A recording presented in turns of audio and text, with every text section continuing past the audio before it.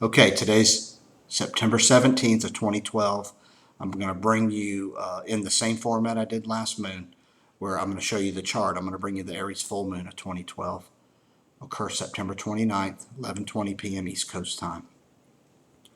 This is going to be an explosive moon. I'm just going to start it with that, and I'm just going to cut to the chase, and we're going to get right to what's going to be going on. This full moon will be at 7 degrees of Aries, and that means the sun will be at 7 degrees of Libra. Remember, when they're in opposition from our perspective, we take action.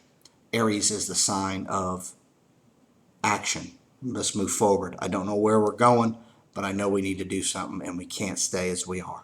So that's what the energy is that we're going to be dealing with. You're going to have to take action. You're not going to be able to see the final pieces of the puzzle or how this thing ends, but you know you're going to have to take action. You're going to be heightened. You're going to be passionate. You're going to be aggressive. You're going to be aggravated big time here, as I'll talk about a couple other planets in a minute.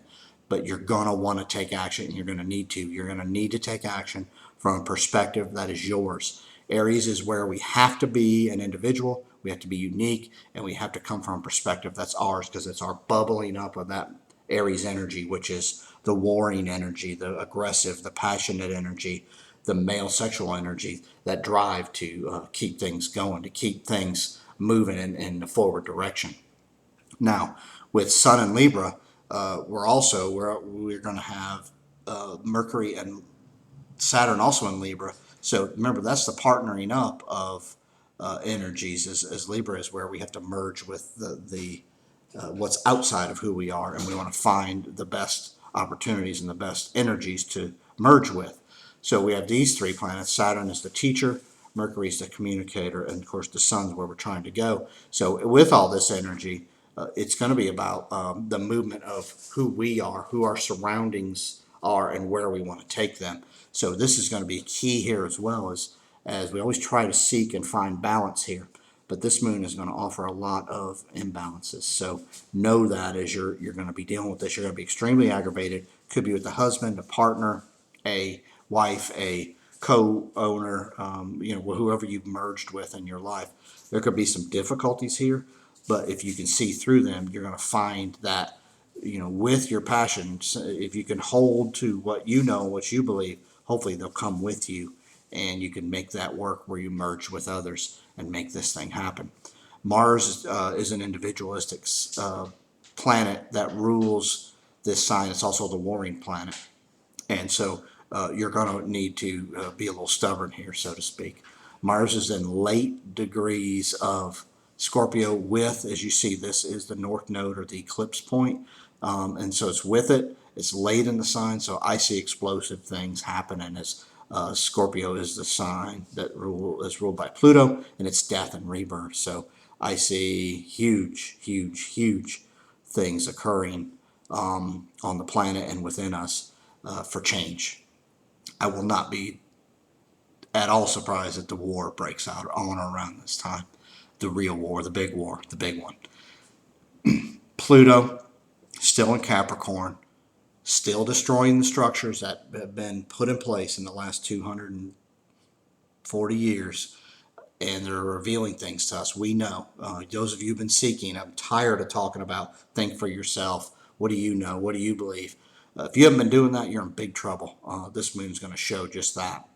If you have been, you're going to see why you have, and some revelations are going to occur during this moon into why you've really started to break out and think for yourself and realize that, wait a minute, maybe this whole thing has been put together in a way that I could have never imagined. It's going to show itself here with Pluto being here, squaring the sun. Pluto's also squaring the moon, and it's also squaring Uranus, which is very tightly conjunct the moon here, 1 degree off. It's exactly conjunct Pluto, and of course it's 1 degree off of opposition to the sun. This tells me war here. I'm looking at war. Square. Uranus is shocking, sudden events that occur to get you to break out of the norm, break out of the average way of thinking, or the everyday or the mundane, and get you to think outside the box and to think of just what you can do and where you can go on your own path. It's the freedom seeker. It's an opportunity here to break free from any of the restrictions that have been going on. Not going to be easy. Squares are karmic in nature. You're going to have to go over your life, look at what you've done, look at why you've done it, and look at the results. And if you continue to do it, why you've done that. You're going to have to address that. In these actions you take, some of the past is going to come up. Maybe partnership, splitting or separation could be you separated from many things, a job, money, could be your whole belief system or idea system that you could be separated from to move you in a way to go forward. Now, I also think that, and this one may get me here because I know a lot of people like to laugh and joke, but not only do I see there's huge opportunities for war here, but this also rules, because it's outside the box thinking. There could be this plan from something so bizarre, whether it's something from outer space or something that we just don't understand, could emerge here at this moon as well. And then they could, the lead or the powers trying to maneuver this thing, control the masses, could try to manipulate us here. So I want to be really careful with that, as well as the sun, Jupiter and the sun are going to be trying. I talk about miscommunication last moon, but they're trying here. So we want to watch this carefully as Jupiter's in the sign of Gemini, and we've had to rethink as the South Node just left. The signs of Gemini and Sagittarius, where we've had to give up ways of thinking and believing. Now Jupiter's come here. I think that's an opportunity for the energies to expand now on new ways of thinking and believing. So make sure you think for yourself. Make sure you understand what it is you want, where it is you want to go, because Jupiter's here changing kind of the thought process, the teaching process, the whole mental approach to things. Last thing I want to talk about is Mars is going to be square Venus, and this is not good for the male-female energies. So that's why I think with this square, the square with the sun and Pluto, the square with the moon and Pluto, the square with Uranus and Pluto, this has one big fat problem here that I think could be warning, definitely warning. There's an opportunity to be deceived. With Neptune opposite Venus. So Venus likes ease, Neptune likes to go into dreamland.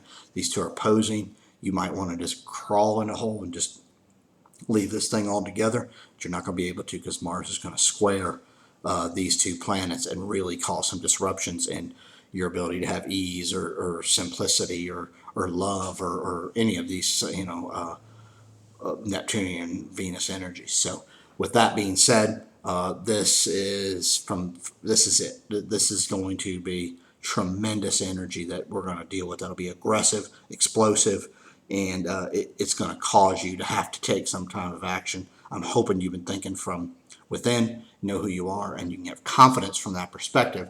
And really, the action you take is really beneficial to you because you are working from within. The last thing I want to leave you with, and this has just been screaming from within me, is please don't fear this, and don't let confusion in. Those are the only two things that can cause you to have a problem. So hoping you can confidently, without fear, plow through this, take action, and know that you have what you need. You'll get the information as you need it, and you'll be able to, when you take that action, do the right thing. Good luck. Email me, because this is the one of the most powerful moons, full moons, and explosive full moons that I've seen.